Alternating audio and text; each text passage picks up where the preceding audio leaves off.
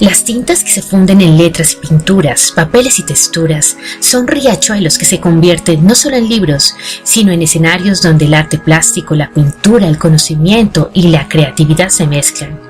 Así conocimos a Israel Barrón González, pintor, ilustrador y profesor mexicano, ganador de la Placa de Oro en Ilustración en la Bienal de Bratislava 2017, una de las más importantes a nivel mundial. Gracias, Israel, por concederle unos segundos, unos minutos, unas tintas de tu tiempo a Bios Escritores. Cuéntanos un poco cómo surgen esas imágenes que unen el conocimiento, la pintura y las letras. Bueno, yo empiezo todos los libros, una vez que ya el texto lo he aprendido un par de veces, con el asunto de bocetar. Antes de escoger el material, antes de saber cómo lo voy a resolver en lo que le decimos el arte de la ilustración, que es ya la pintura, o en este caso si se hace digital, dibujo mucho. Y hay bocetos que Tony y Sergio no han visto y que si los vieran a lo mejor cambiarían de opinión, pero empiezo con dibujos primero muy esquemáticos, casi como firmas, para darme una vaga idea de cómo voy a tener la composición de la imagen. Ahora, una vez que en estos apuntes he encontrado la composición que creo que puede beneficiar más a la ilustración, hago un boceto ya más elaborado. Este boceto es el que yo mando a la editorial, que ya la editorial sabrá o no si comparte con el autor, y ellos me aprobarán. Con estos primeros bocetos ya elaborados, no quiere decir que ya tengo la garantía de que por ahí va a ir el libro.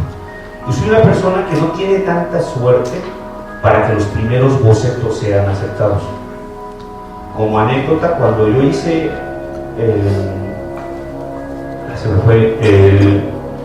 el cuaderno de las pesadillas, el primer libro que yo ilustré, no sé si me pueden prestar a guardar esto. Este fue el primer libro que yo hice.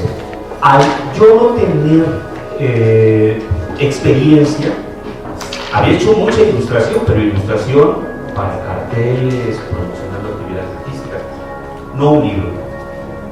No le miento, fueron casi 200 bocetos para la primera imagen.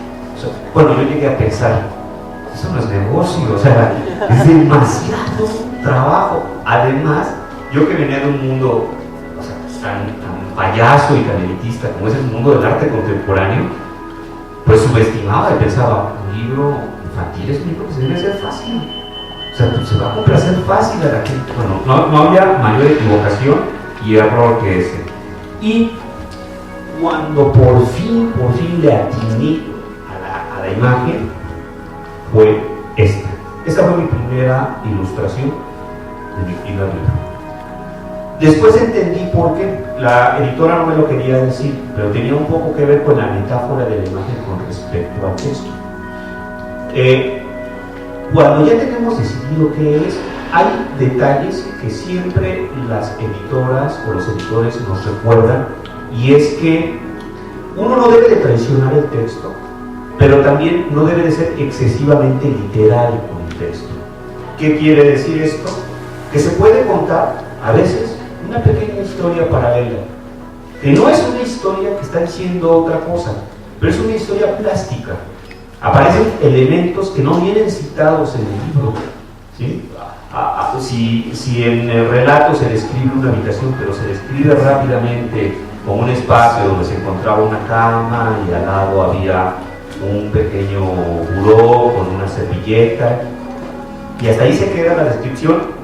Está en mí poder decorar esa servilleta, decidir si ese buró se le nota la veta de la madera o no, si ese buró es chiquito o es grande, si la pared tiene humedad, si hay una araña que anda rondando por el escenario. Esas libertades, la mayoría de las veces no las podemos tomar los ilustradores, y muchas veces los editores hasta empujan de que sea así. Ya cuando el ilustrador debe salir a contar otra cosa que no tiene que ver con el texto, pues ya el autor dirá, espérate, yo nunca dije que tenía que aparecer aquí un oso y que el oso hablara, no. no podemos irnos a ese extremo. Pero regresando a lo otro, es que cuando por fin he logrado con los bocetos definir qué es, y con un boceto más elaborado, es que ahí sí pienso cuál es la paleta de color y cuál es el material que voy a utilizar. No siempre uno le atina, a veces crees que una imagen hecha con dibujo, con grafito, le va a ir muy bien, y resultaba que tal vez el libro requería color. Y dos, me ha sucedido que he visto libros ya impresos y empiezo a sentir que me gustaba más el proceso del bocetaje, que había como más fuerza o más punch en lo que había hecho, y que algo se perdió una vez que le metí color. Pero son cosas que no podemos controlar. O sea, esto no es una fórmula, no es algo que nos va a dar siempre el mismo resultado. Y cuando se puede y se permite, se hace un diálogo con el autor o la autora, y si nos dan unas pistas, esas pistas pueden ayudar muchísimo, porque nos abren otra puerta que no habíamos pensado, ya que ellos son los autores. A mí me ha tocado todos los autores y autoras muy respetuosos, y bueno, en algunos casos, como es aquí, los autores son mis amigos, entonces hay una confianza muy fuerte con respecto al trabajo. Entonces eso facilita mucho todo el proceso. Pero sí, es una cosa de mucho compromiso, de mucho trabajo, a veces de mucho tiempo, pero siempre esperando que el libro nos haga felices a nosotros primero y esperando que nos haga felices a ustedes. Israel, cuéntanos cómo surge Bestiario de Seres Fantásticos Mexicanos, cómo surge una investigación donde el conocimiento local es el pilar del escrito y luego es convertido en literatura, prosa e imagen. Bueno, el libro, El Bestiario de Seres Fantásticos Mexicanos, es un libro que escribió Norma Muñoz Ledo, una escritora mexicana, y antes de ese ya tenía una versión, que es una especie de investigación que la llevó a estos personajes, que muchos se conocen solamente por la tradición oral, que no están registrados propiamente en la literatura fantástica mexicana, y que ella se dio a la tarea de visitar un montón de ciudades, pueblos pequeños, para escuchar de viva voz quiénes eran estos seres, cómo se imaginaban a estos seres y cómo durante muchísimas generaciones han sobrevivido porque han sido transmitidas sus características y los cuentos que hay alrededor de ellos a través de los abuelos, de los papás de los abuelos, de los papás de los papás de los abuelos. Bueno, una vez que hizo una especie de compendio que se conformó en 2 tomos, que se llama Supernaturalia, y se publicó a través de una editorial de una universidad de mi país, y estuvo circulando el libro, fue que al Fondo de Cultura Económica le interesó hacer una siguiente versión, pero esta vez, en vez de hacerlo como una especie de enciclopedia con conceptos muy técnicos, hacerlo con el sentido literario y más en una forma de verso. Entonces la escritora junto con la editora, Susana Figueroa, redujeron parte de lo que explicaba que era este personaje a través de un versito muy lúdico, muy divertido, y nos dice en esencia qué es.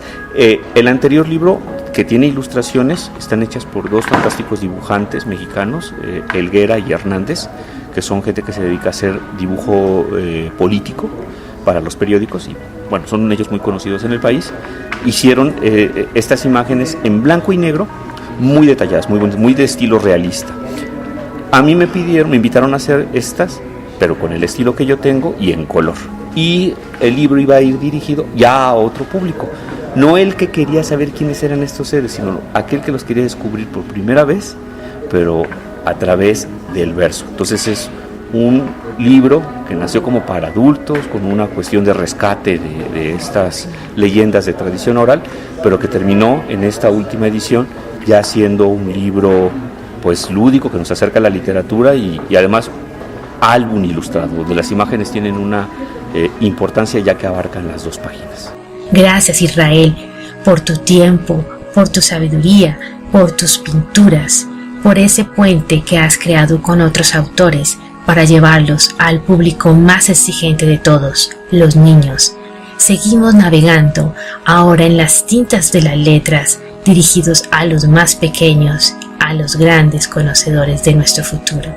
Bienvenidos a Bellos Escritores y hasta la próxima.